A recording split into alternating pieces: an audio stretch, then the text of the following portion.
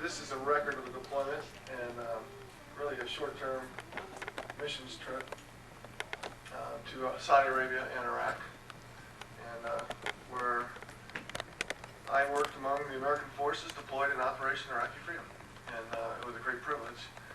And again, the verse that I claimed before I went was, "I'm not ashamed of the gospel of Christ, for it's the power of God unto salvation to everyone who believes." And I made it my purpose of my heart not to be ashamed of the gospel as we went. And I don't remember ever being ashamed any one day. And it was the Lord really was very, very gracious and great blessing through the time. Well, we start with when President Bush said it's time to go, and the war was on. You know, for us here at Langley, there was lots of delay and confusion. I was going, and I wasn't going, and I was going, and I wasn't going, and finally said, "Okay, we're not going." At least our group wasn't going to go. That was the word. So I unpacked my bags, and then you know, it's already into January, and it's already in February. It looks like it's going to happen, but it won't be us. And then they said, "No, you are going." And then a few days later, we were boarding. So February 13th, we were boarding.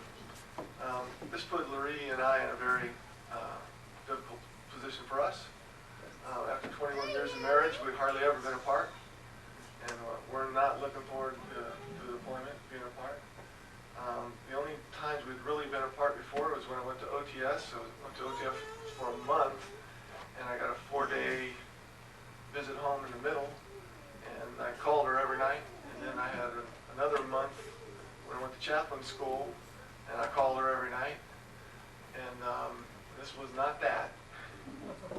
Not that at all. So it was very, very difficult to us, and one thing I didn't want to do is leave her. And it was very hard for us, and it was one of the toughest days of my life. And the other days were the next one, and the next one. It was very, very hard. The order said 179 days, and most of us believed we weren't going to be there anywhere close to that. And in fact, I left with 700 other people from Langley, and about 600 of those folks came home about day 83. But I didn't. I came home on day 154, so it was less than 179, so I was very grateful. But a whole lot longer than 90, and a very terrible hardship for us. Well, I will never volunteer for a deployment. If they send me, I'll go, but I will never volunteer again. That's for sure. And many, many trials. I had left what I thought everything in order, and a couple of power of attorneys ready for her. And all in all, I think I sent home 5 power of attorneys. There's so many things that came up during the months that you can't see ahead of time. And there were times of testing, so it was very, very hard on us. And I would definitely say the most difficult time in my life. And just that one little picture there is about all I had with me the whole time. And I wrote her poems and songs. I'm not going to let you read those. Here I am, getting ready to leave for the deployment line. Erin Lee, she's a chaplain assistant, and she went with me to book Saudi. She didn't go to Iraq, but we left at 1700 on 13th of February, and went on our way. Ended up with a little short trip to Rhine-Main, Germany, where we had to stay for 36 hours because Saudi Arabia wouldn't let us into the country. We didn't have diplomatic clearance to get in, and so they made us hang around in a very cold, place on Rhine-Main. It was cold to us.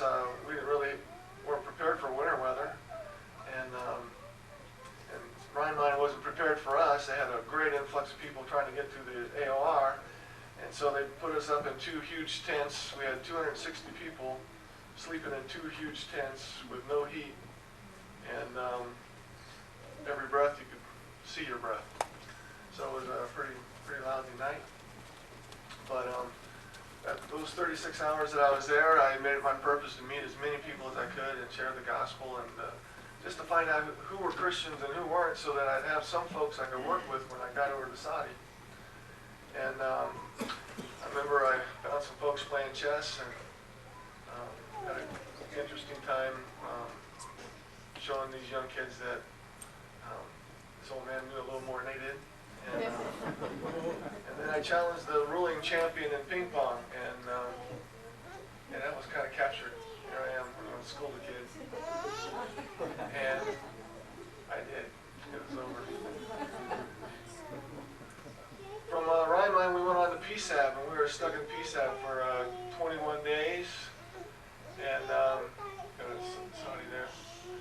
Stuck in PSAB for 21 days, and what I did there mainly was counseling and visitation. I got to teach Bible study or two there. PSAB is near Riyadh, but that's not where we were going. We didn't have diplomatic clearance to get to Tabuk. They wouldn't let us go, so we were stuck there for 3 weeks. And we had a number of things I had to do there. I had 700 Langley folks that was my job to minister to at PSAB, so that's what I did. When I was trying to get into PSAB, I had to clear customs, and it's interesting that Don mentioned about smuggling Bibles in this morning in Sunday school class. I had a trunk with me. It was my pro gear, professional gear, and being a chaplain, my professional gear is Bibles. And so I had 12 Bibles and 20 New Testaments. I also had a hymn player and a small printer, and and some food items in there too. But that's all I had with me, and that was my pro gear. And a custom agent asked me, "What's this?" I said, "That's my pro gear." He said, "Is that all?" "Yeah, that's all." He goes, "What is it?" "It's my pro gear." He said, "Okay, go ahead." And he never opened it up. But what it was the 12 Bibles and 20 New Testaments and the rest of my pro gear. And they would come in very handy in the weeks to come. And there's a number of folks there who are going to need Bibles. And so we're grateful for that the Lord just moved them on. Usually to get Bibles into Saudi, chaplains had to go through the embassy.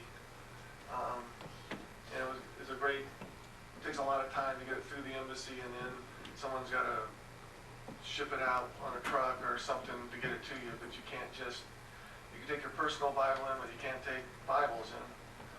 And so we were able to get a number of Bibles in that were greatly needed. And I'll tell you more about that a little later.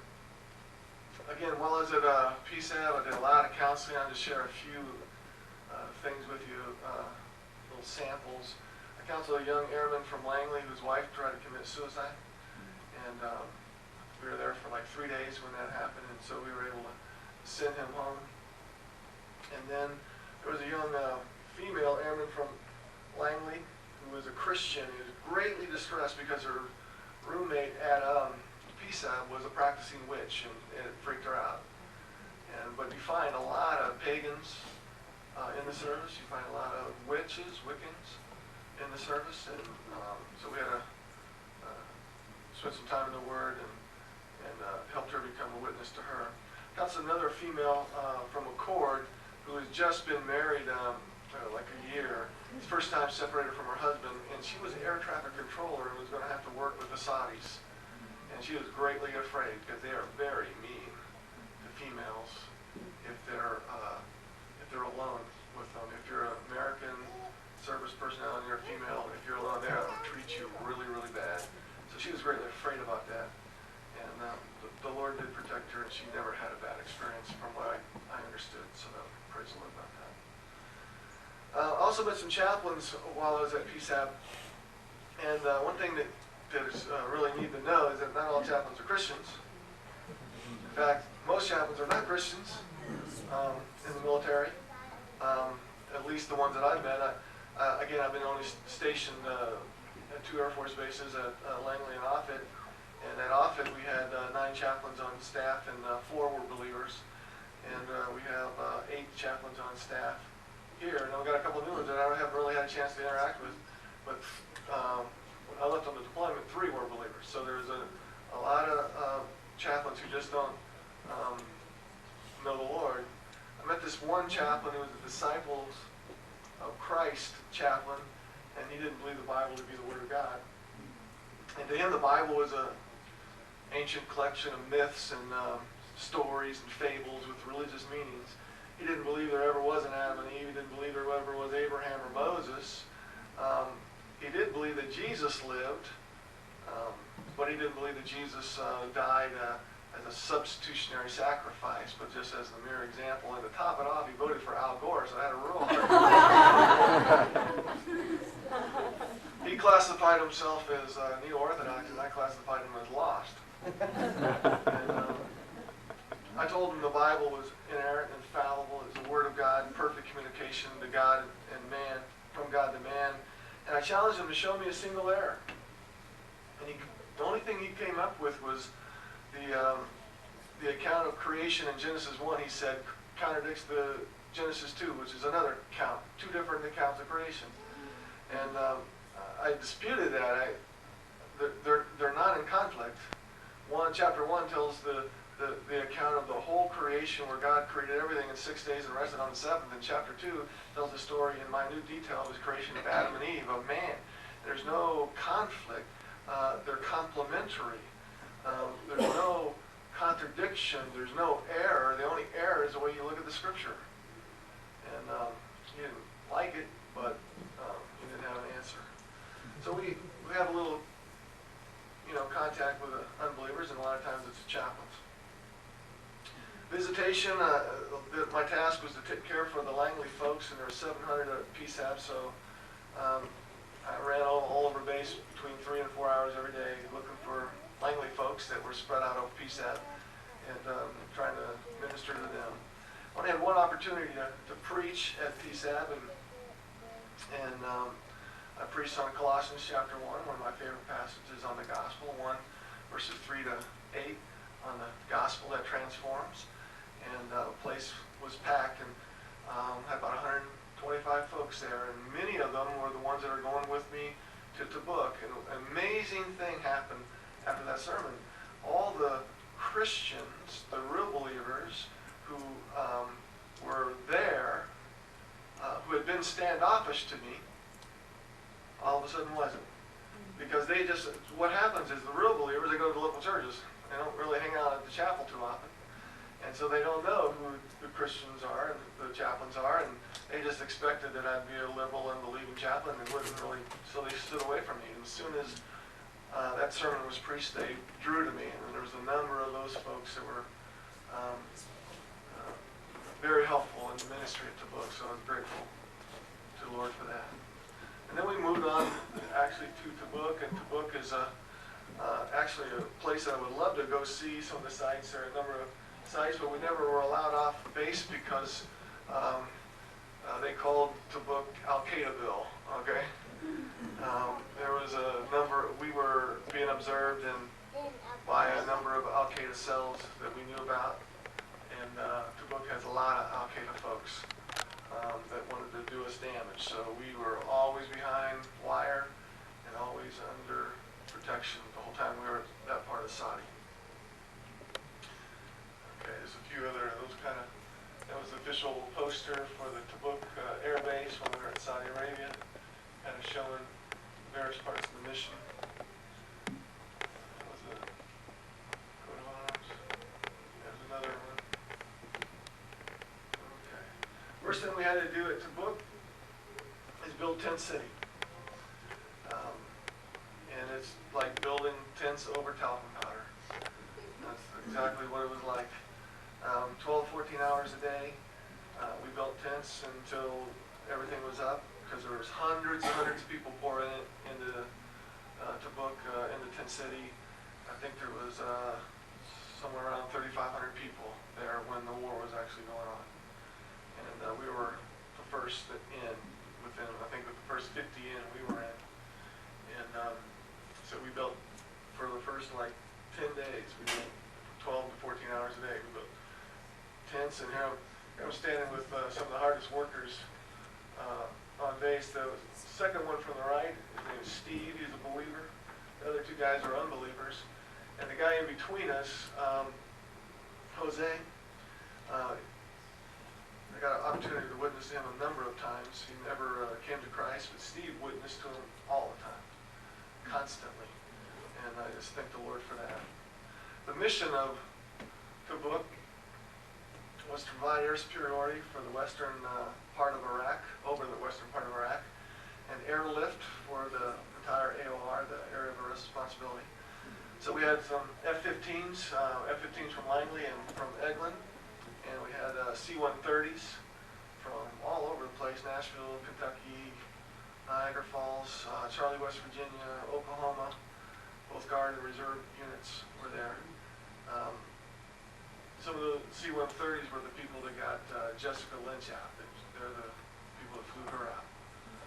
And the Army Patriots were there. Those are Patriot missile batteries to protect us from incoming Scuds in case they would show up. And thank the Lord, none of them were ever shot at us. There was like 48 of them altogether. You can see down below, right to the right there, there's some Patriot missile battery ready to protect us as well. The guy there in the middle in the flight suit is Colonel Walters, very, very good commander. He's from Langley. Never could get him in the chapel. Never could. We tried, we never could. Apparently he grew up Catholic and had a bad incident with a nun at one time where took a bad whooping, and he never was going to go back to church. And we almost got him in, we never did. The rest of the leadership at the book. These two guys are both believers. The guy on the left, Colonel Pritchard, was the troop commander that I went with out of Langley when we flew out of Langley. And stayed in Germany, and then took us into the PSAP. And I had no idea he was a Christian. Absolutely none at all. And in fact, I was sure he wasn't the first time I met him, the second time, the third time. I wrote in my journal, Lieutenant Colonel Pritchard came to chapel today. He's an F-15 pilot from Langley. He was the worst vocabulary I ever heard. He came and heard the message, and boy, was he jazzed. He came up and wanted to talk. He reads his Bible every day, a psalm and a chapter from the New Testament, and I was shocked. I really like him, very personal, but I had no idea that he was a believer at all. When he came walking up to chapel for the first time, I started looking up at the sky because I really thought he was going to get struck. And Colonel Gandy was with him, that's the guy on the right, and he was laughing so hard at me, looking up at the sky, that the fighter pilot culture is very, very tough, and it's hard, and there's a lot of pressure to conform, and sometimes people conform and you don't really know where they stand. But Colonel Pritchard is a believer. He made some changes in his life while he was there. Thanked me constantly for the word, and about the middle point of the Tabuk experience, his vocabulary had changed, and the Lord was dealing with him. I really thank the Lord for that.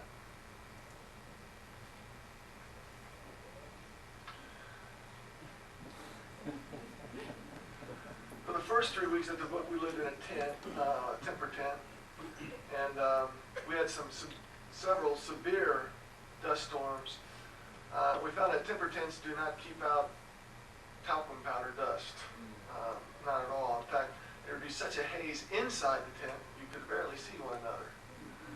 And it was very hard to breathe, because you're breathing a lot of this stuff. And if you went outside, you had to wear goggles, because if you didn't, your eyes would just soon pack when there was a storm going on. And we had some very terrible storms that took place there in March. The chaplains eventually, 3 chaplains and a chaplain assistant, eventually moved into this little place, and we called it the SS Minnow. And pretty small residence. but it was also our office and our counseling area as well. That was everything. And so everything except the chapel building, that was our office, our quarters, and our counseling. All in one. That's my quarters right there, where we're at the book. And this is Chaplain Lieutenant Colonel McCarty. I met him at PSAB as we were getting ready to go to book. And he was the wing chaplain the whole time we were at to book. He is a Church of Christ person. Theologically, I would call him a baptismal regenerationist. Now, if I say that, anybody know what that means? I know some of you folks, but what that means is they believe that you're saved when you get baptized in water. That water baptism saves you. He will say you're saved by grace, but then he'll qualify that as the grace of baptism. And so, you know, he talks the language. He seems like he's an evangelical believer, but he believes in salvation by ritual, the ritual of baptism.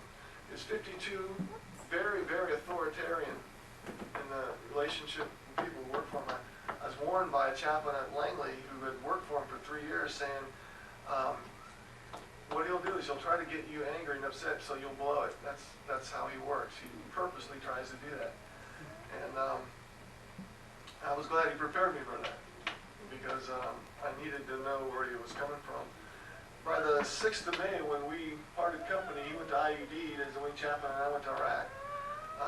I was convinced that it was really more than just being a lost guy. He probably was demon-possessed.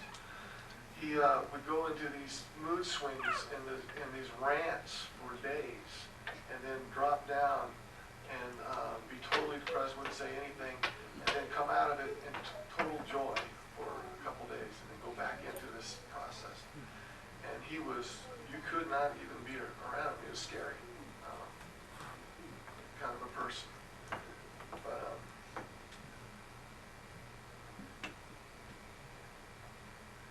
here's Lieutenant Colonel Mike O'Neill. He's a Roman Catholic priest. Very pleasant, very mild-mannered man. Total movie addict. He had seen every movie in the world. That's all he talked about. And very pleasant person to get along with, but certainly not a believer. He was definitely lost. And we'll talk a little bit more about him later. That was the only 3 chaplains at the book, the Church of Christ and then the unsaved, well, both of them were unsaved, the Catholic priest and then myself. So I was the only believing chaplain there, but there are many, many, many believers. And they just came out of the woodwork. It was amazing how many believers there were. And but most of them, I hate to say it, but most of them were from the Guard. Many, many believers in the Guard. Very faithful believers. And not that many believers were active duty. So it was just an interesting kind of contrast that was going on. Here's Chaplain O'Neill again. He has his toupee off. And he is, what we call this is, he called this his combat naps. And he would take 2 combat naps every day. And he also had what is called cool-off spins while we're in Iraq. We didn't have air conditioning for most of the time, so he would make everyone of us, there was only 2 chaplains in me, and then the chaplain assistant, get in the car and we'd go for a cool-off spin. He'd make us do that twice a day. And then he would take 2 combat naps a day. And then that's what he did. Then here he is again, and here's some of his holy hardware he had out. And chaplain assistant Richard Bordelon, good guy. He's from Little Rock. He's a Disciples of Christ parishioner, and a very nice guy. But he didn't really have a faith in the Christ of the Bible when we came to Saudi. Well, about the time we left Iraq, there has been a change, and he was evidencing true faith in Christ. And I just thank the Lord for him. Good brother. We had a couple other tent members before we moved into the minnow, the box. We lived in a tent. We had 2 other tent members, and one was this legal assistant, legal tech, Shane Kennett, staff sergeant. And Shane, on March 14th, I wrote in my journal, and Shane opened up to me. He told me, I used to be a Christian, is what he told me. But he wasn't one at that point, he said. And the story, come to find out, he'd been a navigator on a navigator ministry team. Navigators, they work with the military a lot. Good organization. And he was very enthusiastic, very committed, and very involved. And he married very unwisely. And his wife ran off and divorced him. He turned away from the faith. And Shane and I had numerous talks, many of them deeply theological talks. And his questions were very important, and I treated them seriously. A couple of days later, I wrote in my journal, Shane doesn't say he used to be a Christian anymore, he says, I am a Christian. And I was very thankful to the Lord. On this particular day, we talked deeply about the books of Daniel and Joseph, or Jonah, and the book of Revelation. And then on the Sunday of the 16th, Shane showed up at service, the first church service he'd been since he was in the Navigators. And he was at every service that I had in Tabuk, and almost every Bible study that we did in Tabuk. And I thank the Lord for him. He is already out of the military now and away from the area, so I don't know where he's at, but I hope I can get a hold of him. So pray for Shane. And he worked for Lieutenant Colonel Kuchar, who was a very, very, very Catholic guy. And didn't want anything to do with the Protestant program, although kind of a friend. While I was in Tabuk, I made it my purpose to stay in the Word as much as I possibly could, and started out devotional life studying the book of 2 Peter, and started writing notes in 2 Peter, and by about 10 or 15 days into it, those notes started looking like a book, and that's what it turned out to be, about 64 or 5-page study on the book of 2 Peter. And it was very, very good for me to stay diligently in the Word when I was gone. Well, one of the things I had to do in Tabuk, one of the parts of the ministry I did is pilot briefs, especially for the first few days of the war is when I tried to focus on the most. Meeting with the pilots, the F-15 pilots during their briefings, I'd try to see if I could pray for each group as they went out. Occasionally they'd be frozen out, that is, they wouldn't let me. There'd be a group who didn't want the chaplain on their turf, and so nobody would talk to you, and they turn their backs to you and make sure that you don't get your opportunity. Don probably knows what that's about. But it's a different world, different culture. But many of them did appreciate it in the prayers, and some of them did. For the first few days, the briefings were going around the clock, and so we went around the clock.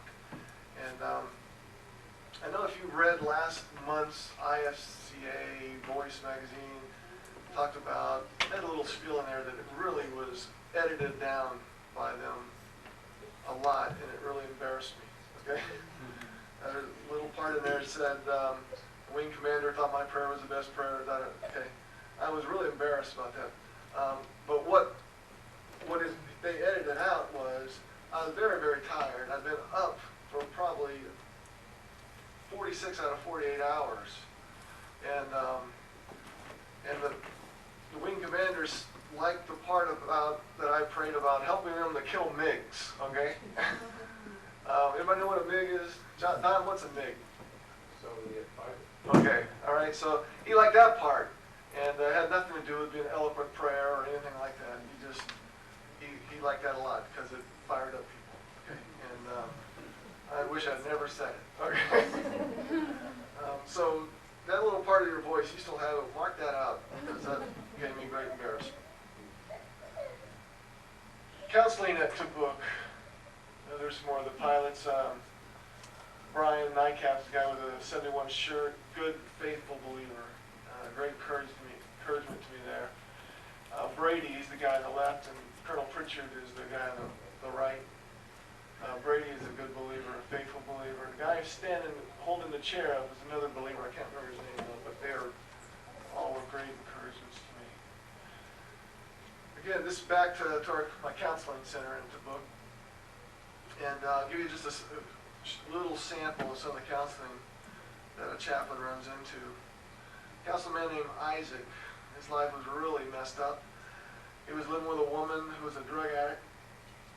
He was married to a different woman that he never divorced, and he said they had fallen in love with a third woman from church.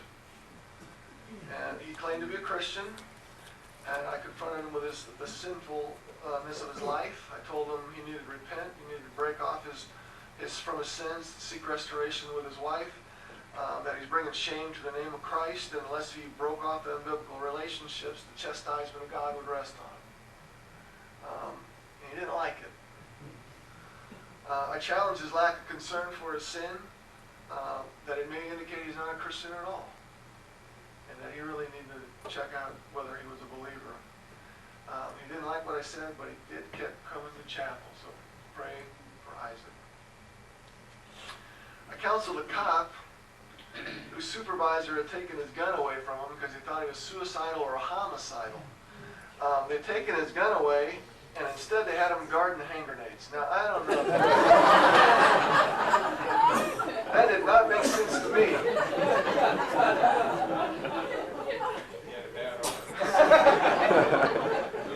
He was neither suicidal or homicidal. He was mad. He was just mad. His wife was having difficulties at home at base. Their water wasn't helping at all. And they were making it different. And he was ready to punch out his supervisor because his supervisor suggested that maybe he needed to find a wife that wasn't so much trouble. And so he was mad. I'd have been mad too. I counseled a Hispanic female, senior airman who originally came from South America, now in the Air Force, stationed in Southern California. Her husband was a Marine in California, and he wouldn't email her, and he wouldn't call her, wouldn't talk to her. He was gone all the time partying with his buddies. So I called the chaplains on his Marine base, and they contacted him, and then she got a nasty email cussing her out for involving his chaplain there, and the email cussing her out arrived on the 1-year anniversary of their wedding. That's the kind of thing you should deal with. Amazing. Also, another airman who was having family problems, trying to get him home. It had been deployed in November. This is March, so he's been redeployed again. And his wife had been deployed in October through January, and there had been some infidelity on his wife's part, and so we got him home as early as we possibly could when the mission allowed it. So those are something. But he wanted to make his marriage work, and I set him up to see one of the believing chaplains at Langley for counseling. So I can't even remember their names at the moment. If I take their names out, you keep them in. I met with a young airman who was married to a Muslim in America. The Saudis have been trying to convert him to Islam. And he came to me to make a complaint about his supervisor not allowing him to receive gifts from the Saudis. He was given a prayer book and a prayer rug, and the supervisor wouldn't let him have them. And he said he couldn't say his prayers unless he had his prayer rug and his prayer book. Now that's interesting. You can't say your prayers without a book and a rug. But we talked about why it would have been a violation of the commander's rules about how it could compromise him at the gate. And I asked him why he wanted to convert to Islam. And he said that Islam was a lot like Christianity. He said he too believed in Jesus. Come to find out his mother was a Jehovah's Witness. And in fact, there is a lot of similarities between the watchtower cult and Islam. There's a number of similarities between that. There's nothing similar between Christianity and Islam. But we spoke to him about what Islam says about Jesus. I showed him in the Bible what Jesus said about himself, and how that he would not allow himself to be confined merely to the role of a prophet.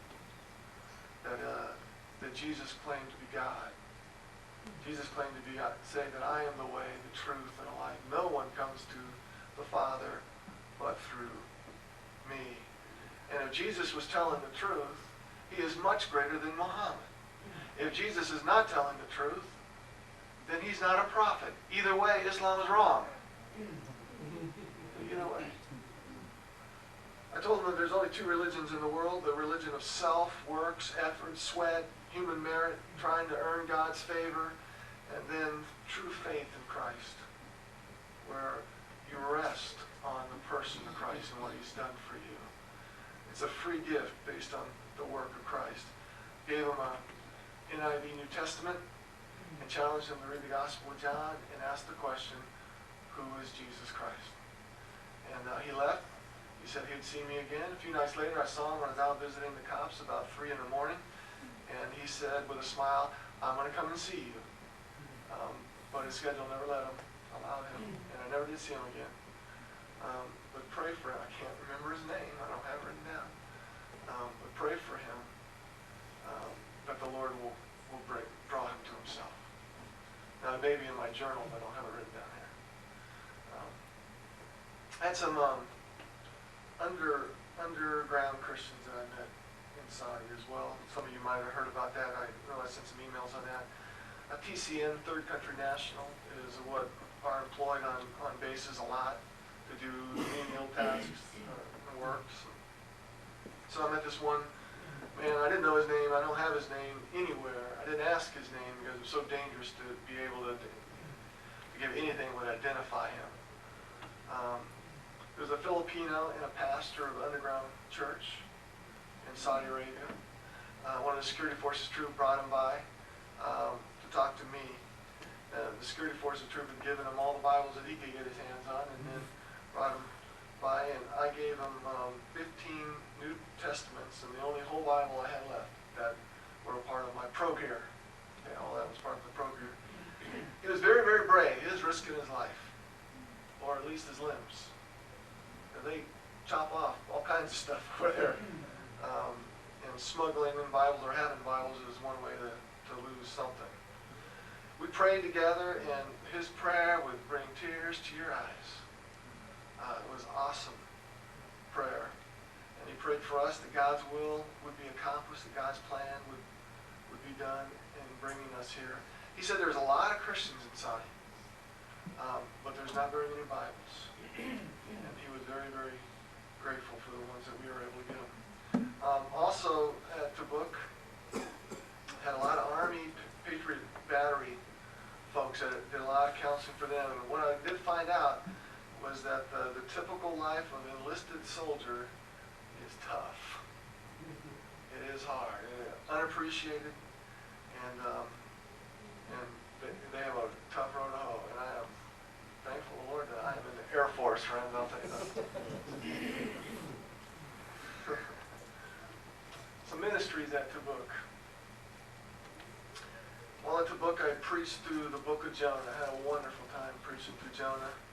I preached on Jonah on Sunday mornings. I taught a Bible study through the book of Habakkuk, or properly pronounced Habakkuk, on Tuesday nights. And after that, when I finished Habakkuk, I did some video studies on creation evolution.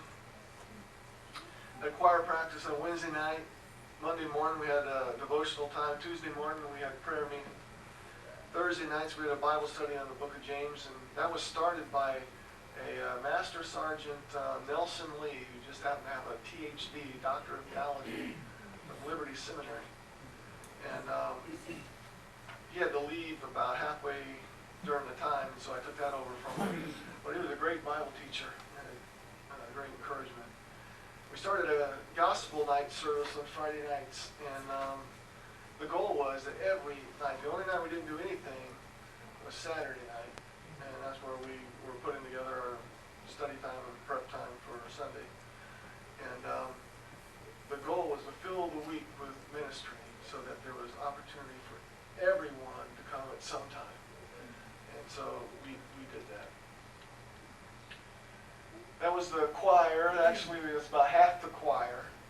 We just had an immense amount of people wanted to serve the Lord over there. And almost all those there's a few active duty. Most of those are guard folks. But that was the the choir never ministered together because the schedules were so tough that on a typical Sunday, that's what you'd have. But all those people are in it, and there's different services going on, but there's only time for one choir practice a week, so that was the choir. I mentioned the gospel service, and the Friday night gospel service. Brother Marvin Gregory, great brother in the Lord, pastor. He's a guard. He's a pastor in South Carolina, very fiery preacher. And he led that Friday night service. And the chapel on Friday night, there was a lot of other morale tents right next to the chapel. So they'd open the doors of the chapel so all the folks could hear the message going on. And they'd hear it, and everybody could hear him because he was not shy. Great brother in the Lord. And they're singing. And you see the door open, big door open. And very great word going forth on a Friday night. Had a few baptisms from that service. Resurrection Sunday, that was really the high point of the ministry at the book, was Resurrection Sunday. It started out at 05:45 in the morning. There's 210 people meeting outside in Saudi Arabia, a radical Muslim country of Saudi Arabia. Things like that just doesn't happen very often. And it's probably the largest Christian service outside in Saudi. I know it was that year, but probably at least since Desert Storm, I would think. And I'm not sure what kind of events they had in Desert Storm, but probably the largest Christian event since then in Saudi.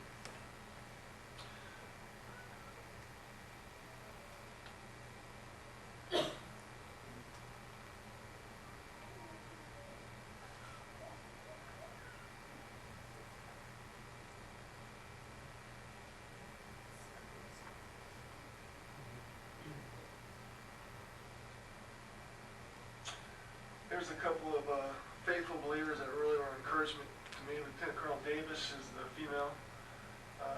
They're singing, and great blessing having her. She was the EMED's commander, and a great soloist herself. Very, very encouraging person. Standing next to her is Captain Merrill, Brady Merrill. He's major now. He's already been promoted.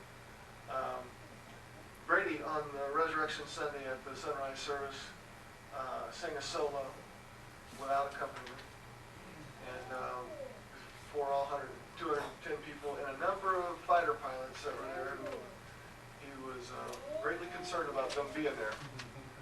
And in fact, his boss was there sitting on the front row. And in fact, I'll see if you can see him. Yeah, you see him in a black shirt with a white circle. That's Don Stewart's neighbor. Yeah, right there. He was Brady's boss. Brady made a great statement for the Lord that day.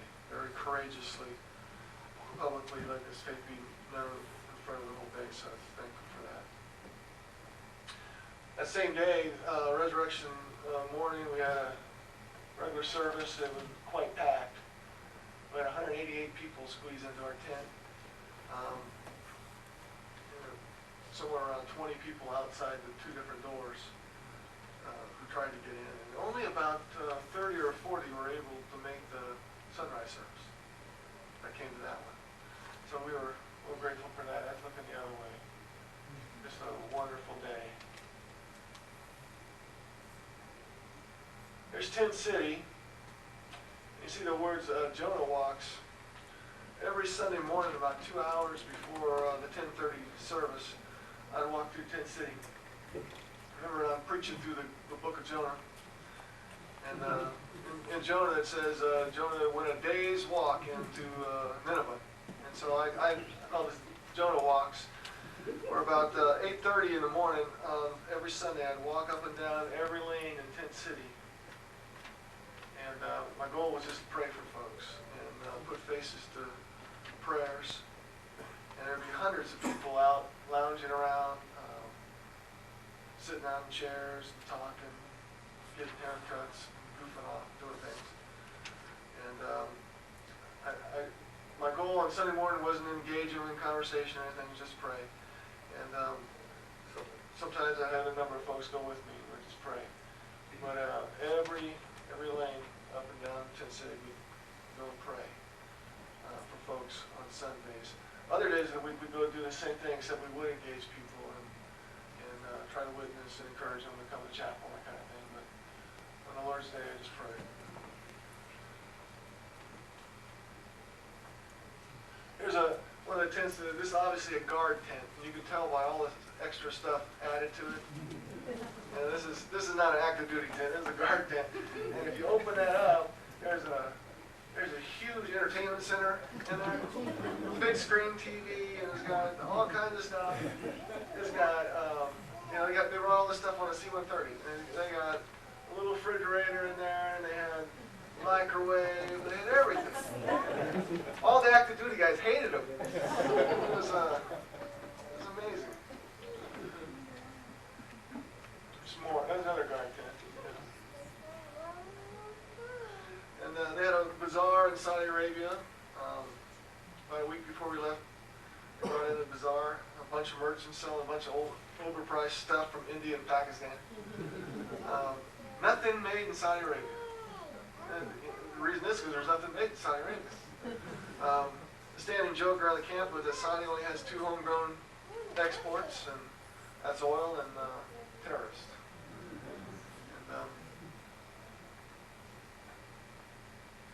And this stuff was way outpriced. It was terrible. And then about a week after that, I brought Tabuk to a close. And then we started moving to Iraq. Just below that top red line is where we're going to go. Into Kirkuk. You see the 2 lines in the blue circle there? And you'll see it again there. We left Tabuk on the 6th of May, and aboard a C-17, and arrived right there. We got there at, let's say, 23:30, so it was quite late, quite dark. In fact, everything was in the dark. Couldn't see anything. If I had a pointer, I'd show you where we processed in, but that's okay. Anyway, they led us in the dark to some sort of a facility.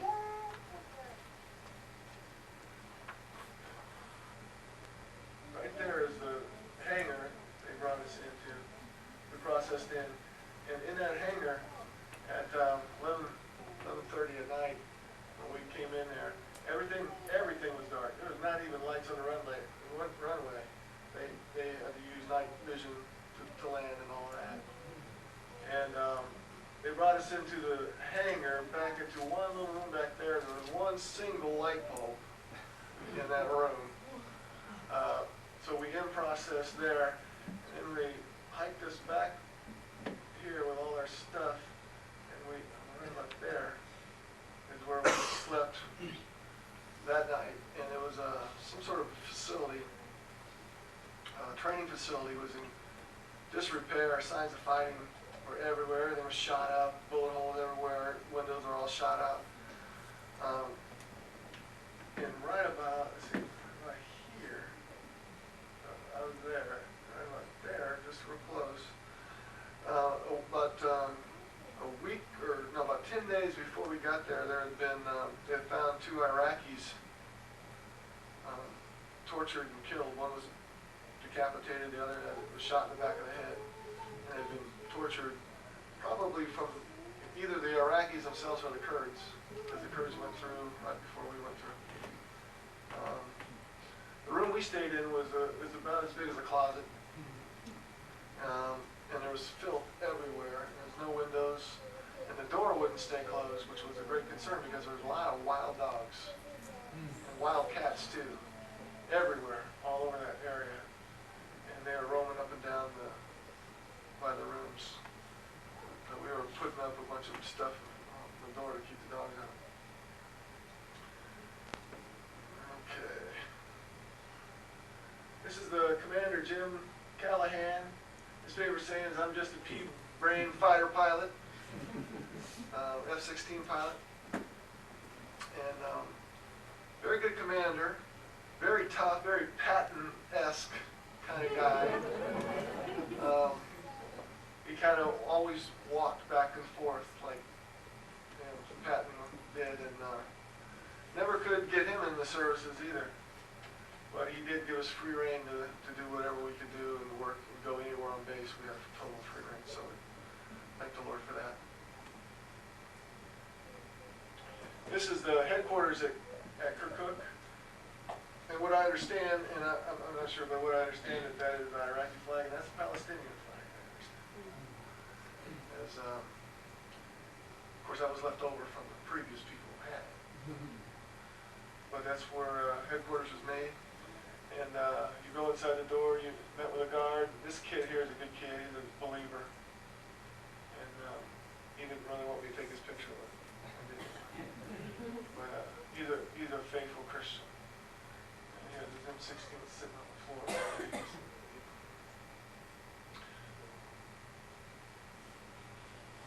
This is one of the symbols of the base. There's a big, right by the main gate is the Saddam wall kind of thing. And of course the Army guys got there first and did a little bit of graffiti on it. This picture is taken of us probably the second day we were there. And then we took another picture of us the day before we left. There's a lot more graffiti on it. That was right by the old main gate, which is now closed and not used. It's all kept off because it opens right out into the city, which is very, very dangerous. So it's not used anymore. So now this picture was on almost every building somewhere. You see him a lot. These are called EODs, and this place was EOD heaven. UXO as they are calling it. EOD is disposal, explosive ordnance disposal is EOD, and they had a wonderful time there. These are just things they collected off the base, scattered all around. Just some of them. They get this much almost every day for the first month we were here. You know, all those little things are grenades, there's some landmines there, and some other little fun things. It's really amazing. They warned us the day we got there, always walk on clear paths. Do not walk off the path.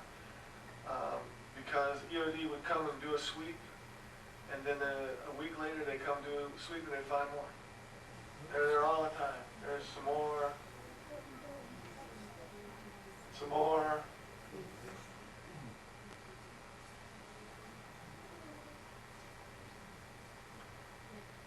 And we see these almost every day, where they gather a bunch of the UXOs and have a detonation.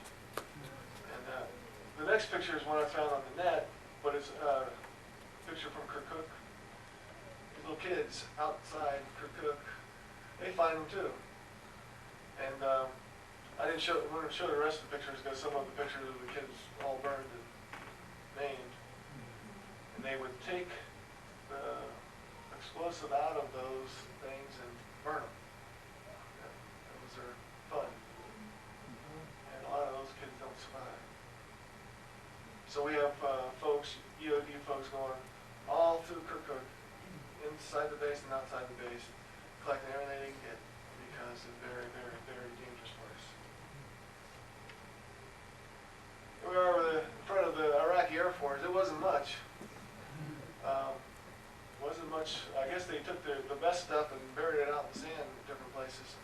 What they left on this air base was just a few antiquated things. Not much.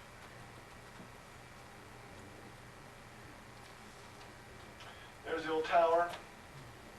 Not a very good picture, but it wasn't very much to see anyway. There's the cantina. That was the former Iraqi general's house on base. And the Air Force made it into a bar, I'm sad to say. And if you see there's a flag on top, and the second flag is a skull and crossbones, that means the bar is open.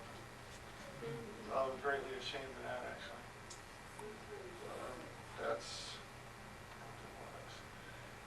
Iraq was a very busy place. These are things that were stationed here are running in and out of here, C-17s and C-130s and A-10s and Apache helicopter and whatever the medevac helicopter is, I'm not sure what it is. But very busy place. The A-10s were, and the Apaches were to provide cover for the soft forces and the Army armored and infantry units stationed in the area.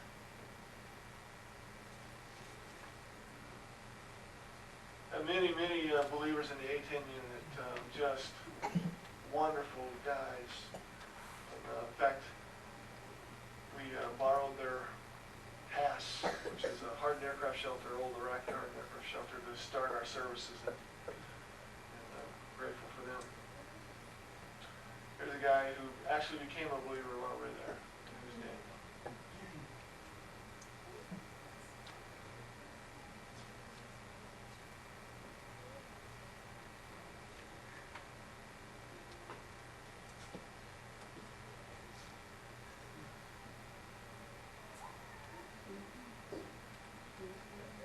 The Sky Soldiers were there. They had a number of four chaplains working with the Sky Soldiers from the 173rd, and every one of their chaplains were believers. I was very, very grateful for that.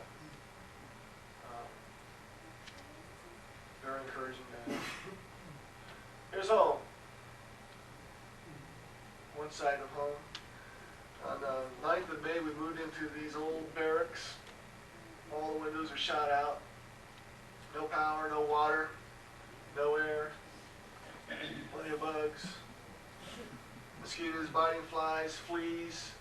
And the flies, they land on you, but they draw blood. They're no fun. There's also lizards and rodents in there as well. Not a nice place. In fact, I felt like I was in the Army, you know. It just wasn't a nice place to be. This borders, and some of the other pictures you probably see it right there. See where that smoke's going up? That's from the city, right outside the wall, right, which is right behind that building. And a number of attacks took place right outside that wall toward us. We saw a little firefight right back of that building once. It was kind of very interesting place.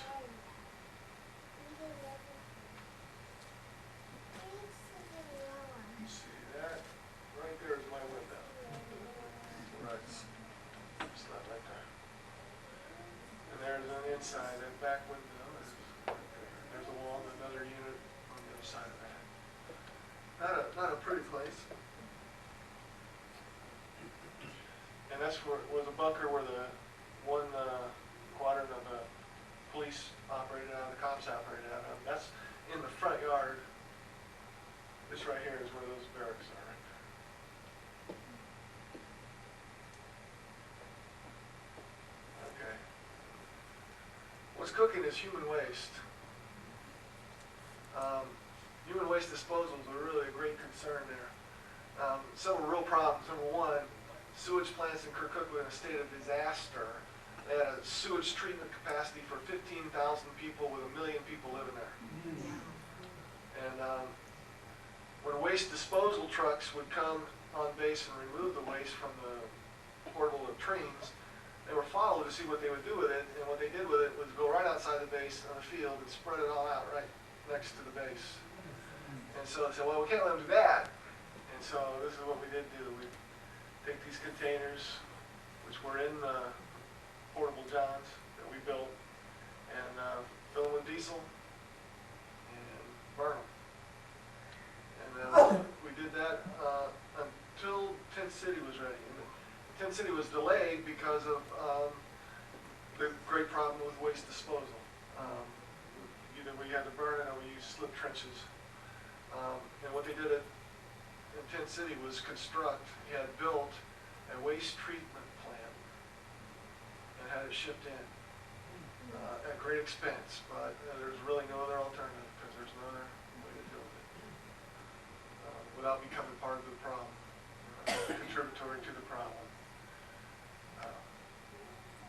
This base had, no upgrades in it at all. When the Iraqis get it back, it'll have fiber optic cable everywhere in this place. It'll have state-of-the-art sewage system just for the base.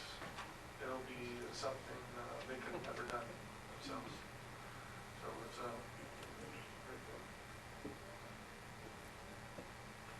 Go back to, no, sorry, withdraw it. Go back to there. Let me talk about the illness. A lot of you were concerned about me because I was sick for a while I was over there. And I'm just going to read a little bit of what they're here. In fact, if you have if you've read the newest voice, not last month, but the newest voice, this account is in there. They put it in for this month as well.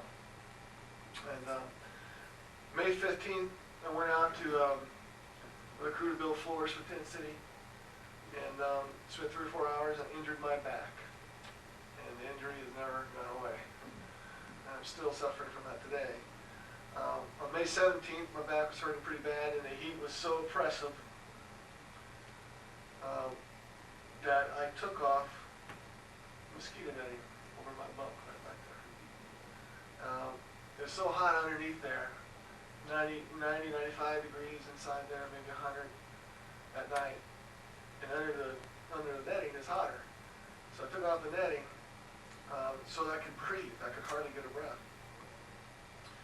I did that on the 17th. On the 19th, I wrote, all I can say is mosquitoes ate well. I had over 100 mosquitoes on my arms and my stomach and my legs. On the 21st, I write, my back's getting worse. Went to the medical facility to get some relief. They gave me a muscle relaxant and vitamin M, which is Motrin. That's what they prescribe for everything. May 26th, my mosquito bites are really beginning to bother me. Very hard to sleep. But I did put up my net. I wasn't going to do that again. And on Sunday, May 25th, this is what I wrote. This is my son's Joel's birthday. It's the Lord's Day, and I'm extremely sick. I started preaching through the book of Ephesians at the 8:10 Hass. Good crowd, 25 to 30. I haven't felt this sick in a long time. Preached at the Army Chapel at 19:37:30. Good crowd in attendance. Almost all Army, about 25. Preached on the armor of God. Turned into a question and answer period. Had a great time. The Lord really blessed. Finished at 9 o'clock. Had Chaplain O'Neill take me to the medical tent. Had a fever, 103.2. They worked on me for about 3 hours so the fever broke. And I ran on May 26th. Still very sick. Can't really get home. I can't really get off the cot. Chaplain O'Neill helped me back to the medical tent. Fever 102.5. Blood pressure was sky high. It was actually 164 over 116 or something like that. And I was medevac to Kuwait with a viral infection, extreme dehydration, and fever. And was released at noon on the 28th, and took me the rest of the day to get back home. Now my stay in Kuwait was at an Army MASH unit, and every morning they played the theme to MASH. I go, come on. Over the giant voice, they played the theme, which was really, the song is "Suicide is Painless," and they make you think that that's the way to go. I characterize this treatment at the Army MASH unit as Army water torture, because it's really what it was. They had me on IVs so much, pumping this stuff through me. Constantly, they're pumping in it so fast that I had to get up and use the restroom about every hour and 15 minutes. And I was in the hospital for 30 hours, and they pumped in about 25 bags. And I had to get up about every hour and 15 minutes, and I had to hold the IV in one hand, and they give me these paper shorts, okay, to wear. And literally, King Kong could have wore these things. So I got to hold them with one hand, and I got to hold the IV in the other hand. And then I got to walk an eighth of a mile to the porta potty outside in 110-degree heat of the lake. And it takes about a 15-minute round trip, and you got to do this about every hour. And I was begging them to let me go back to Iraq. Please, get me out of here. I could never sleep over 30 minutes the whole time. And I literally was begging them to let me go back. And it wasn't until about 2 weeks after getting home that I felt well from the illness. I really couldn't eat much after that. And I couldn't eat the food when I got back to Kirkuk. Everything nauseated me. I even gave up coffee. I gave up coffee because of the blood pressure issue. And but the only time I felt energized between being nauseated all the time and the back pain, which was constant ever since May 15th, the only time that I felt energized is if I was teaching or preaching. And I lost from May 25th to the time I got home, I lost 20 pounds. So it was, I just couldn't eat. Okay. Counseling, let me talk about just some sample counseling that are Kirkuk. And I just give you samples. We did so much counseling. It'd be hundreds and hundreds of cases if we tell you all the stuff we had to deal with. But May 17th, I wrote in my journal, with A1C Ryan Call, stationed at McConnell. His wife had just aborted his baby and is filing separation papers. Spent about an hour speaking with him, and he prayed to receive Christ. Praise the Lord for Ryan. I really never saw him again after that, so we got him out back to deal with family issues. Amazing thing, this was really disheartening to me. Almost all the counseling I dealt with at Kirkuk, now this was different than Tabuk, but it was at Kirkuk. Almost all the counseling I did at Kirkuk was marital related, and that's not unusual. But it was almost always the infidelity of the spouse at home and almost always the wife at home. And it was shocking to me how much that took place. If this is any indication of where our country is, it's in trouble. It's in big trouble. Now, there was plenty of deployed people being unfaithful, I have no doubt about that. But repeatedly, unfaithfulness of the wife at home, dozens of times I dealt with it. Dozens. It was made me want to vomit, seriously.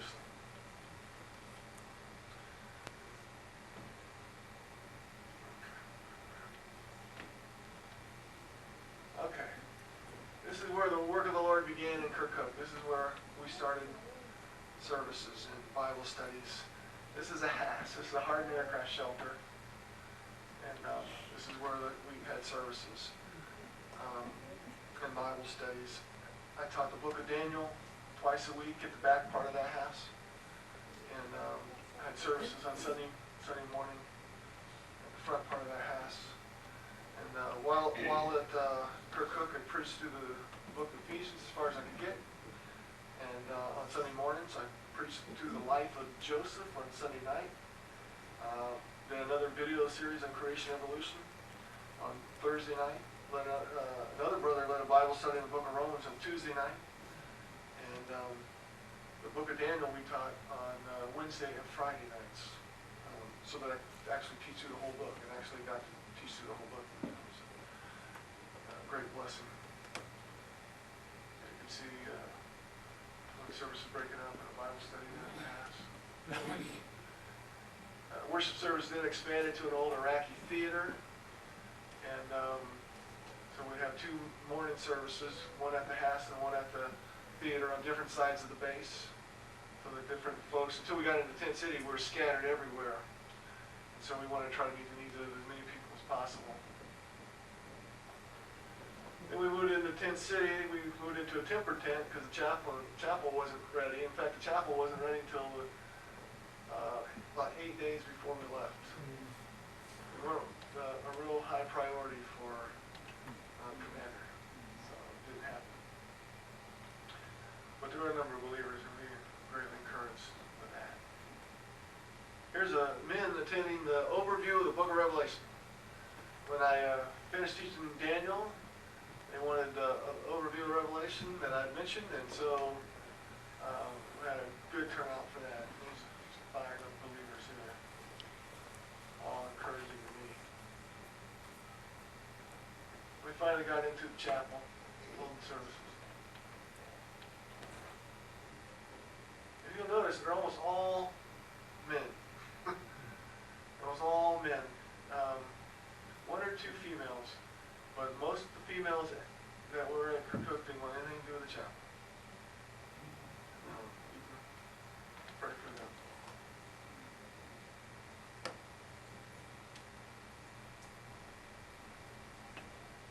Finally got into Tent City, 15th of June. We moved into Tent City out of the ghetto, is what it was called. Into Tent City, and I wrote in my journal, it was very, very nice. It went from 95 degrees sleeping environment to 58 to 60 degrees sleeping environment. In fact, I froze the first night until I got a blanket. And set up a little fridge, and had a little coffee maker that was used for hot water. I wasn't drinking coffee anymore. And we actually had lights after dark. Before we had no lights at all. And actually could do some studying in the evening. So it was nice to get into a temper tent. There's my quarters right there, my bunk. Actually, about a week after we moved in, they brought in some beds from Turkey. And we actually got a bed, which did help my back a little bit because of those cots. If you're a really small little guy, it may be okay, but it doesn't do much for me.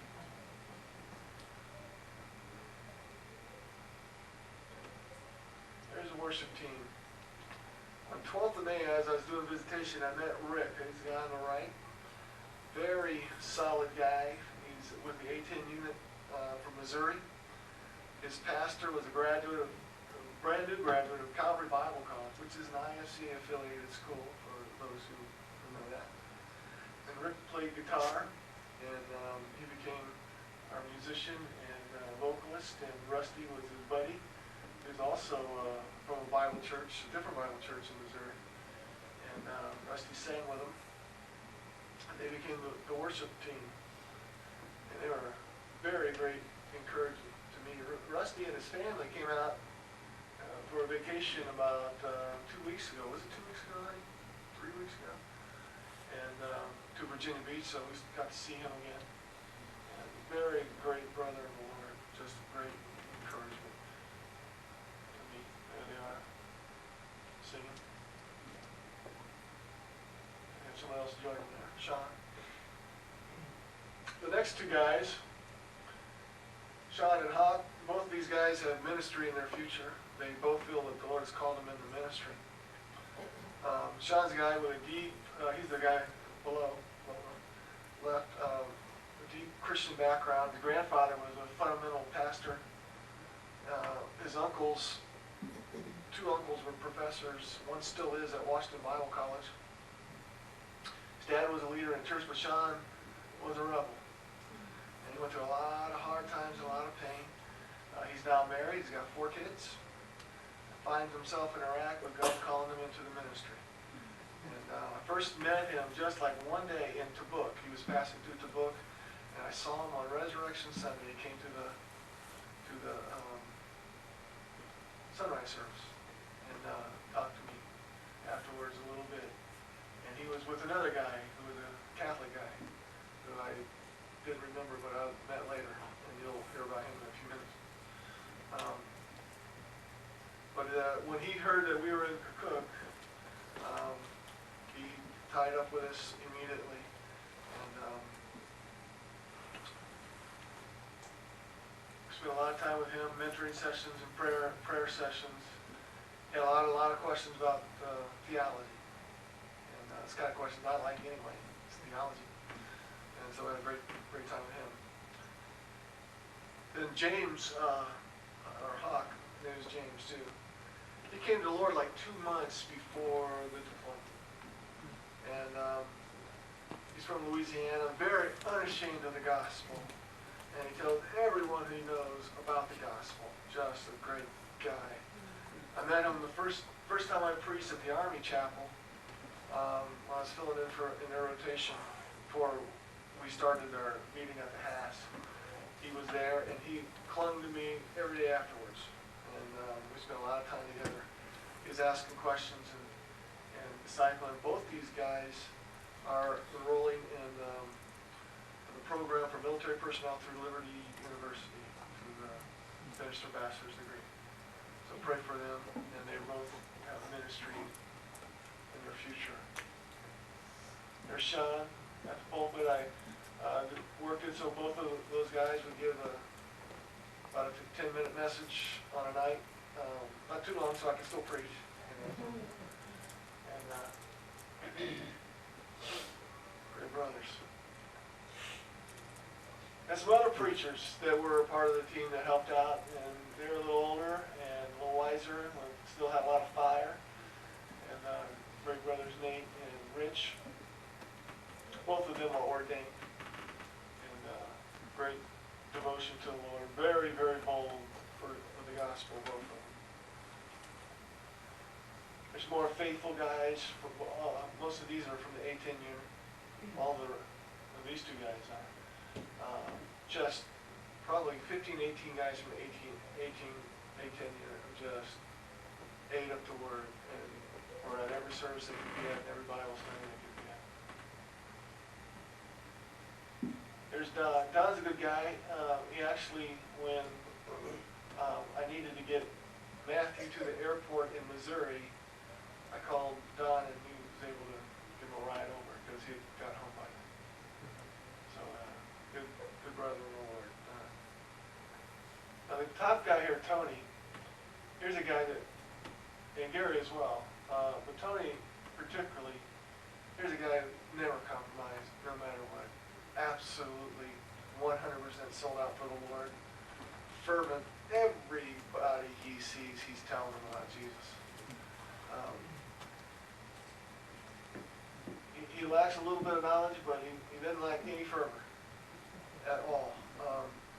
He puts everything he knows to use. And he came into our circle of disciples, or guys we were training.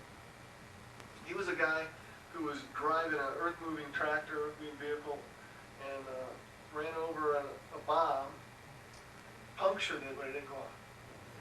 And he was one happy guy, telling everybody how God made the bomb not go off. Great man, and great witness. And there were others. There's another young African-American guy named Romeo. I didn't get a picture of him, but it was Romeo. But he had led about 6 or 7 guys to the Lord over there.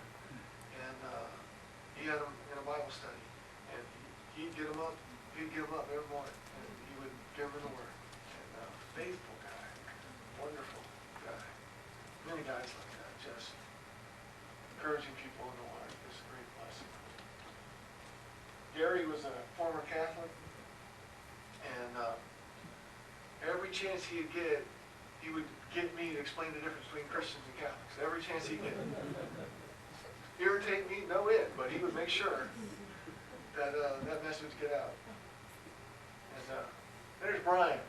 Brian's the guy who took Jesus' name with him everywhere. He was a security forces NCO, very committed believer, very outspoken for the Lord. I don't know if you can see that, but on his Hummer, which went all over Iraq in convoys, he has this sign that says Jesus rocks. Okay? And all over Iraq, you have this Jesus rocks Iraq. Okay, good idea. And he told everybody about Jesus everywhere he went to. Great brother in the Lord. very encouraging guy. Here's Daniel. First time I remember meeting Daniel was on the 15th of June, attending the Sunday morning service. He was with the A10 unit, but I hadn't met him yet.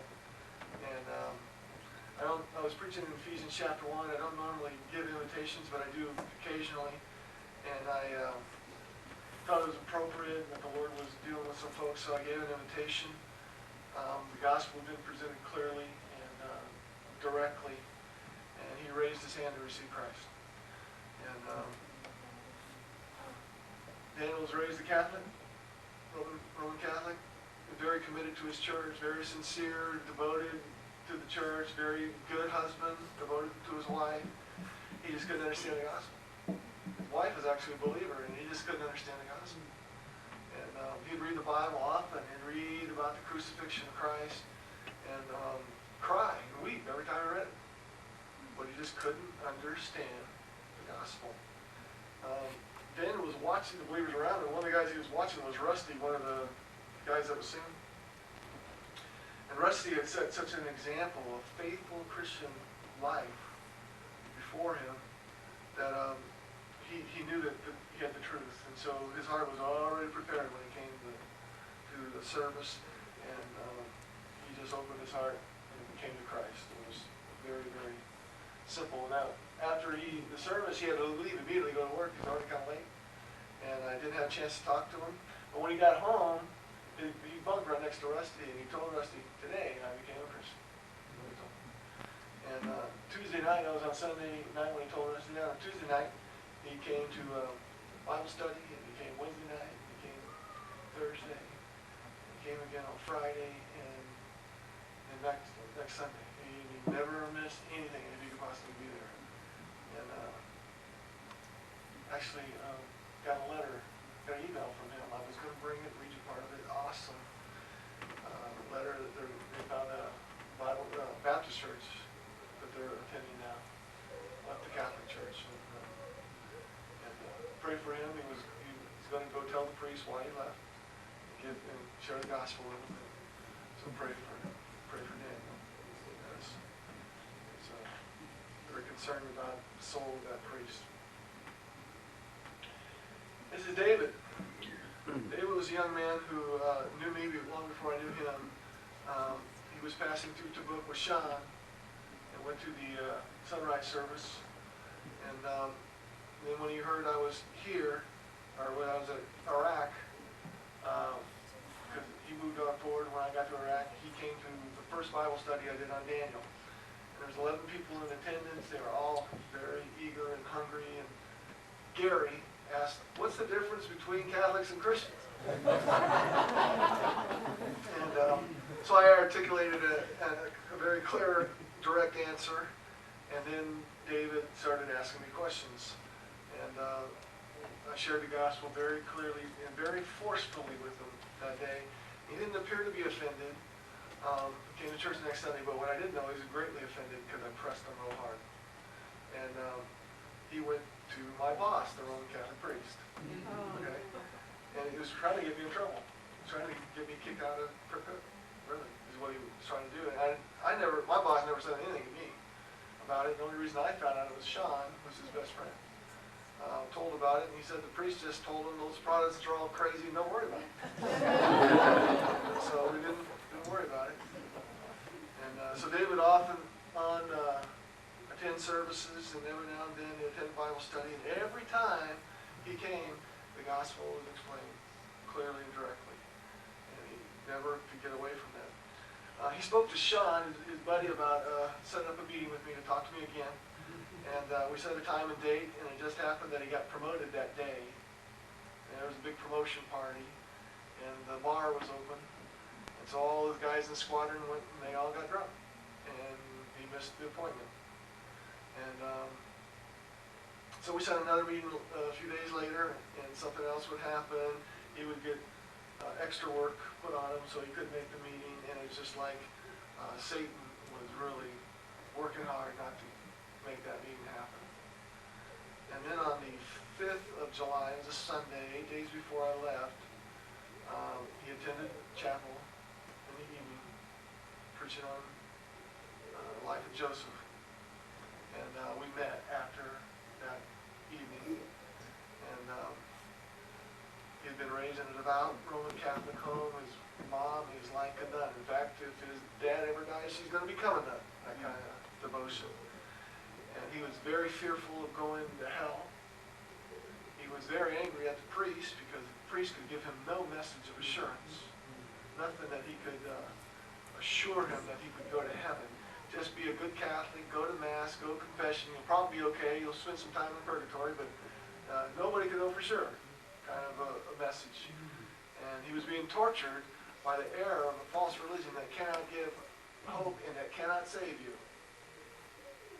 But Jesus does. He brought a list of questions with him and issues that he wanted addressed. And the first was this: doesn't the Bible teach Peter was the first pope and the rock upon which Christ would build his church? And I answered, not at all. And I asked him to turn to Matthew chapter 16. I said, let's look at the context of the passage that the Catholics used to teach this. So I had him read verse 13 of Matthew 16. Now when Jesus came into the district of Caesarea Philippi, he began asking his disciples, saying, who do people say the Son of Man is? I said, David, stay in context. This is the passage the Catholics use and what's following. Is this passage about how great Peter is or who Jesus is? Or who Jesus is? Next verse. And they said, some say John the Baptist, and others say Elijah, but still others say Jeremiah, or one of the prophets. And he said to them, well, who do you say I am? David, is this about who Peter is or who Jesus is? Who Jesus is. Verse 16, and Simon Peter answered, you are the Christ, the Son of the living God. And Jesus answered and said, blessed are you, Simon Bar-Jonah, because flesh and blood did not reveal this to you, but my Father who is in heaven. David, is this about who Peter is or who Jesus is? Verse 18. And I also say to you, you are Peter, Petros. But upon this foundation stone, this rock, I'll build my church. And the gates of hell will not overpower it. David, is this passage about how great Peter is or who Jesus is? Don't you see that the church is built upon the identity of who Jesus is? That's the foundation rock. He said, yes. We went on to his other questions, and questions about purgatory, questions about the books of the Bible that Catholics have, that Protestants don't have, the Apocrypha. And the main thing we focused on was the concept of salvation by faith alone, through grace alone through faith alone, not of works. And after an hour and a half, I asked him two more questions. I said, David, do you believe what the Bible has to say about your questions? And he said, yes. Would you like to receive Christ as your Lord and Savior now? He said, yes. And he came to Christ. And that fearful, guilt-ridden, angry guy became the happiest guy. You can see he's happy like that. Happiest guy you ever saw. There he is again. There's him and Sean. They were best friends and now they're brothers. And that's like 30 seconds after he came over. It was a wonderful, wonderful time. He's back in, I think he's in Grand Forks, is where he's stationed. And his supervisor is the Lord worked this out amazingly. His supervisor is a Southern Baptist preacher. So, praise the Lord. And do an invocation at an award ceremony. You can see the M16s on the floor. Then we took a little trip to a Kurdish hospital, and we'll make this real quick, to see the kids, and lots of kids.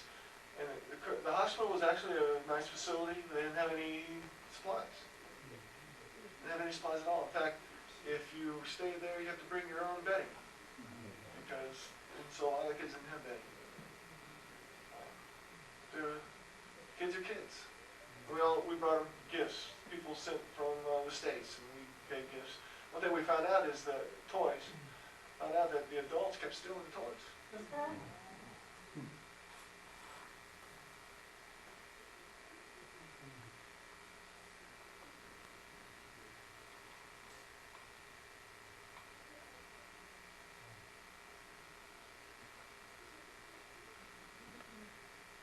You see, there's no bedding for them, just what they brought, a little bit.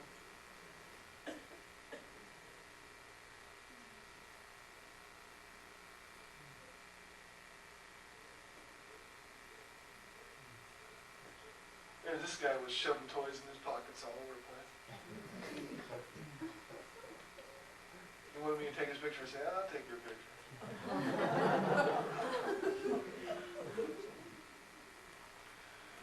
One of the things they did that really disappointed us as chaplain, and particularly me, was the place that alcohol came to have in Kirkuk. A former, I mentioned this earlier, a former Iraqi general's house became the cantina to, quote, boost morale. And so they put 9 different bars in that place, and they had a bar contest to see who got the best spots. Every squadron had their own bar, and I don't remember which. It's probably the A-10 there. I don't know who's done this. Looks like the A-10s, but every bar became a meeting place for the squadron to drink at. And as soon as drinking became allowed, things got bad. It really went downhill. 18-year-olds were getting drunk because everybody who was there had permission to drink from 18 on. So you got 18-year-old kids getting drunk because there's great pressure in the squadron to go drink. And officers and enlisted started acting inappropriately in public, and in my opinion, morale dropped terribly. And security was threatened. Everybody on base is armed, except the chaplain, okay? And then you got to drink. It didn't make sense to me. It don't make sense. And, but chaplains were, their counsel was ignored on that, and they did. Here's the base mosque. It's off limits to us. No U.S. personnel is allowed anywhere close to it because when we first took the base, some of the soldiers went in there and desecrated it. So we couldn't get close. But I was about as close as I could get a picture of it. But that little rundown mosque with a graveyard in front of it really represents what took us to that part of the world. A dead, lifeless religion that cannot get life.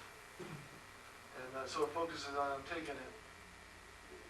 Islam is in itself a terror-producing religion. And it's always been so. It's not just something new. It's really been that way through its whole history. It conquers by the sword.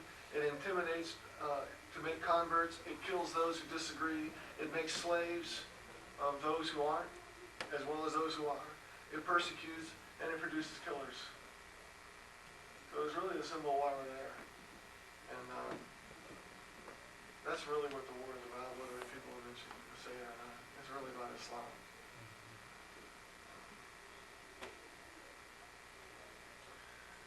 Sunset on Iraq. Well, that was my last sermon to book, and that's Saudi.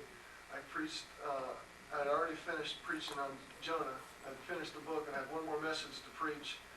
And so I selected Ephesians chapter 2, verses 8 to 10, because I really wanted to focus on the clarity of what the gospel was about. The gospel, the message of grace through faith alone. It's not of works. And I want to talk about where works, the place of works. When I got to Kirkuk, I started preaching through Ephesians. And by God's design, not mine, the last passage I preached in Kirkuk was Ephesians chapter 2, verses 8 to 10. And so I closed out both places of ministry with the same passage, talking about the gospel of God's grace. Salvation is a gift of grace that we totally do not deserve. Well, the sun had set. It's time to get out of there and back to her.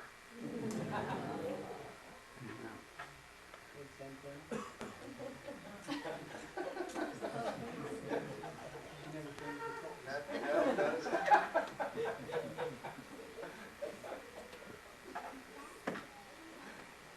Any questions about tonight? So you call them, I think, temper tents? Uh-huh. It looked like a big duck running. That's right. What was that? There's a ECU, environmental control unit, that feeds into that and blows cold or hot, whatever you need. Oh. That's why, I mean, it kept the tent cold at night anyway. It'd get it down to about 90 during the day.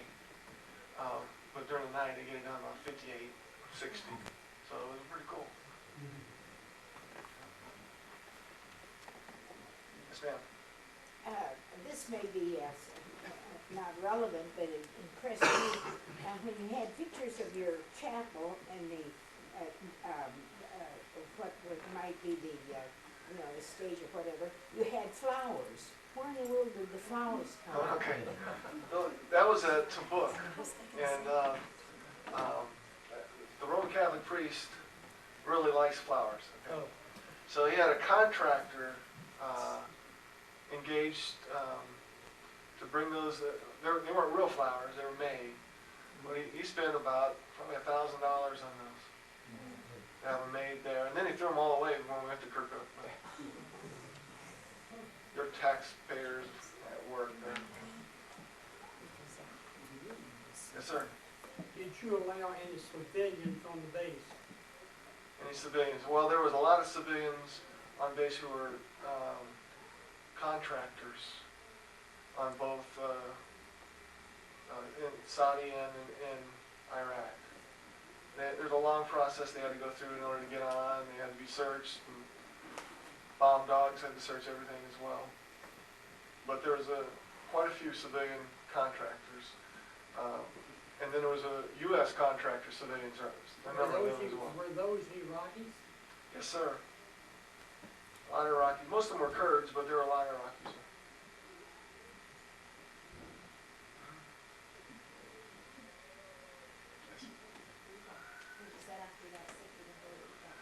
Yeah, well, this is food. MREs and UGRs, which are like big MREs that you eat at a dining hall. And they, if you had like scrambled eggs, they look brown. They taste worse. I mean, you can eat it for a little while, but it's not like home. After I was sick, I'd eat one MRE a day, and all I could get down.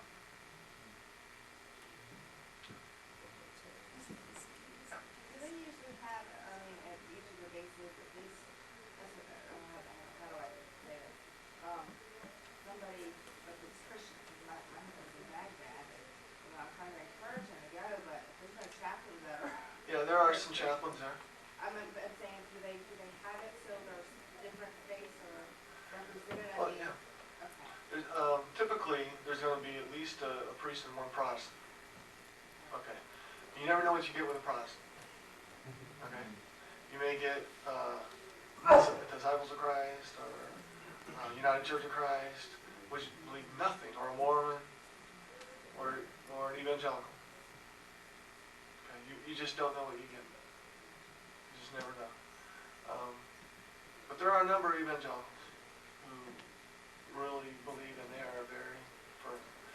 And just what shocked me to no end was that the 4 Army guys at Kirkuk were all evangelicals, and they were very fervent preachers of the gospel. Very encouraged for those guys. So, Noticed there didn't seem like anybody was sort of protesting against you all being so that was the. no, there's nobody protesting against us.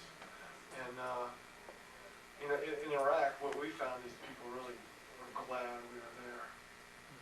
And every time you'd see people, in fact, where we lived first, there was a lot. It was real close to the perimeter, and there was lots of families right outside there with holes in the wall where you could see them. And every time you passed them, there's a kid there going, raise finger, thumb ups, and. Then on the outside of the perimeter in Iraq, there were shepherds with their flocks. They would ride donkeys, and there would be shepherds all out there, and they were always waving at us. And then all the contractors, everyone that I saw, were glad that we were there. And when we visited the hospital in Kirkuk, they were thrilled that we were there. We had a lot of good conversations with those folks. There's a lot of people thrilled that Americans are there. You don't hear about it so much but really glad for their, what we found.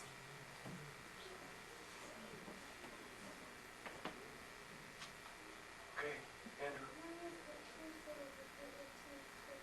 I can't hear you.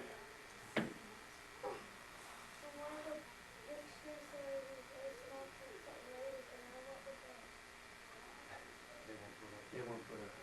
Oh yeah, they were in the process of being put up. Yeah. That's right. Joseph. What was the language of the Bible that you gave? Well, they were English. Yeah. They were. Yes, ma'am. How close were you to that statue of Stalin fell? Nowhere close. So you didn't Saddam? Yeah. You didn't get directly into Baghdad? No, I didn't go to Baghdad. Where are you with your back treatment, and what do you know at this point? Well, that has nothing to do with what we're talking about. You know, I really don't know where I'm at. I go to the surgeon on the 18th again, and I don't know what they're planning to do. So maybe surgery, maybe just keep going back to the pain clinic, get shots. I don't know. Can you keep the journal of the people that go to services and stuff like that? Do you sort of keep it so that you can follow up with them? Some of them, if there's a way to follow them up, I will. A lot of these guys I'll follow up, a lot of them I won't have any other contact with. Okay. All right, let's bring this to a close. I'm going to ask Brother Stewart if you'll close our time with prayer.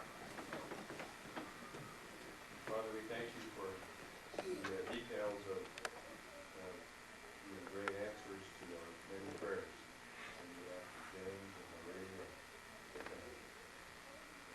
We knew all along you would answer the prayers, and we've known for a long time general things about how you answer them, but we thank you for letting us in on the details. We thank you for these young airmen and soldiers whose souls you saved through the ministry of James, which we ask you to do that, and you did. Thank you for that. We ask you to help them to grow in Christ, and that James will have many great spiritual grandchildren as a result of these people going out and bearing fruit to you. We pray for the hard-hearted ones that you mentioned, but we thank you that all the Father gives you will come to you, and you rest in them. We pray for all the brothers and sisters that are still over there, and you can see how hard their life is. But you're the God who kept Elijah alive out in the wilderness. You sent ravens to feed him, and you yourself, Lord, know how hard it was to be in the wilderness. So, where they lay on a hard place, just make it soft. And then you rest beautifully. And then you encouragements, and you send to them on your enemies. You know your spirit is with them. And give to yourself a continued great and